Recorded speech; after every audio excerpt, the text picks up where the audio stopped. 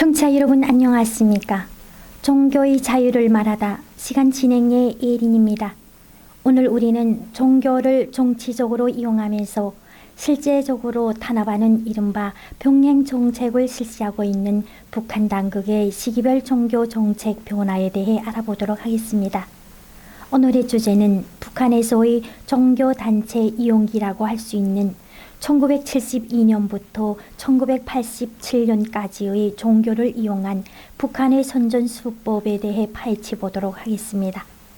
1960년대의 사회주의 기반을 어느 정도 구축하는 데 성공하였다고 판단한 북한의 지도층은 1972년 남북적십자 회담과 7.4 공동성명을 발표한 이후 12월 27일 조선민주주의인민공화국 사회주의 헌법 제4장 국민의 기본 권리와 의무 제54조에서 신앙의 자유와 반종교 선전의 자유를 가진다라고 명문화했습니다.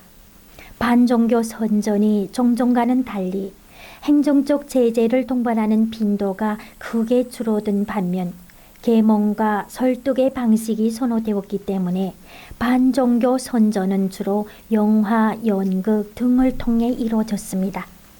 이 시기에는 반종교 선전의 파워가 상당히 줄어든 반면 종교인들과의 통일전선적 협조 관계를 구축하려는 노력이 크게 강화되었습니다.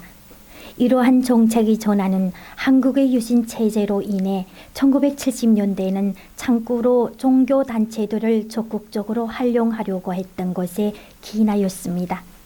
또한 이 시기에는 제일교포 북송 및 대외경제교류의 필요성 등으로 인해 문호를 개방하는 것이 불가피했습니다.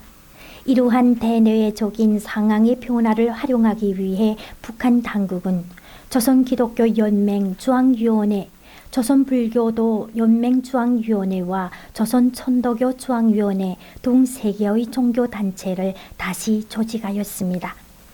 종교단체를 정치적으로 활용하고자 하는 북한 당국의 이러한 의지는 1975년 종교에 관한 김일성의 비밀교실을 통해서도 확인할 수 있었습니다.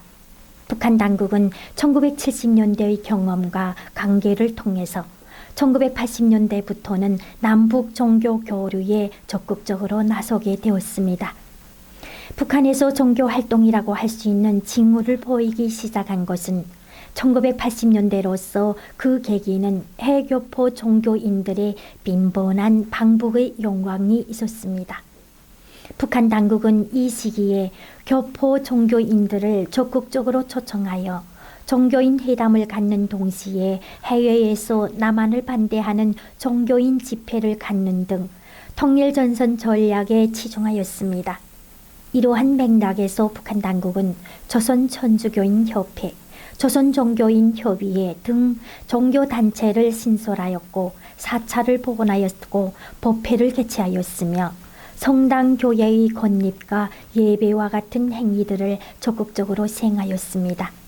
또한 1983년 신약 전서와 찬송가를 출간하고 다음엔 1984년에는 구약 성서를 발간하기도 하였습니다. 관제적인 종교단체들은 포교 활동보다는 적통일민주주의 전선이라는 노동당의 애각단체에 가입되어 노동당의 통제를 받으면서 남한의 종교계를 의식한 선전활동이나 노동당의 정책을 지지하는 대내외적 성명서 채택, 국제적인 종교단체들과의 연대를 위한 활동에 치중하였습니다. 이처럼 대외적으로는 북한에도 신앙의 자유가 있는 것처럼 선전했지만 내부적으로는 종교 말살 정책을 지속했습니다. 한편 이 시기 북한의 종교단체들은 당의 정치적인 목적을 달성하기 위해 각종 국제종교회의에 참석하여 대남 비방 활동을 강화하였습니다. 1974년에는 세계교회협의회에 가입을 기도하였고 동년 11월 인도 뉴델리에서 개최된 아시아 불교도 평화회의에 조청년 불교도 대표와 참석하여 한국 내의 현실을 왜곡하고 비난하는 성명을 발표했습니다. 1975년 1월에는 인도의 코타얌에서 개최된 아시아 기독교 평화회의에 김성률 조선기독교연맹 중앙위원회 부위원장 등을 파견하여 한국에 대한 비난 여론을 국제화시키기에 주력하였습니다. 1976년 7월에는 동경에서 개최된 제4차 아시아 불교도 평화회의에 조총련 대표를 참가시켜 정식 가입국이 되었으며 한반도에 관한 특별 결의문을 채택하여 한국을 비난하였습니다. 1976년 11월 체코에서 개최된 기독교 평화회의 정치 경제 토론회에 김성열 등이 참가하여 조선에 관한 결의문과 성명을 채택하게 하고 한국을 비방하였습니다.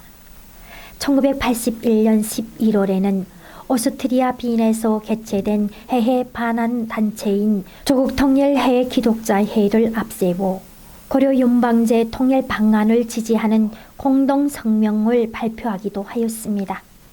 한편 정치적으로 보면 이 시기에 사회운영 원리로서의 주체 사상은 지배 권력의 통치 담론인 김일성주의로 변질되어 갔습니다.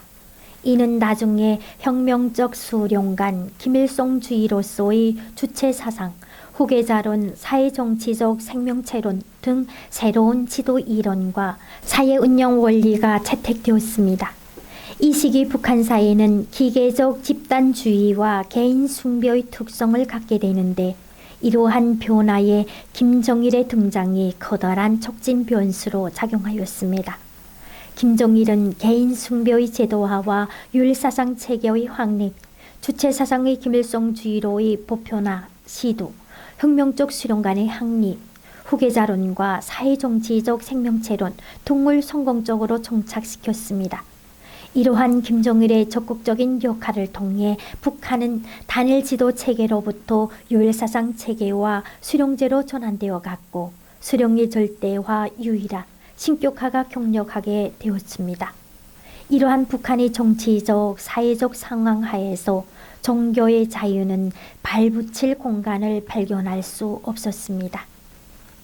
지금까지 종교의 자유를 말하다 북한에서의 1972년부터 1987년까지의 종교단체 이용기에 대해서 말씀드렸습니다.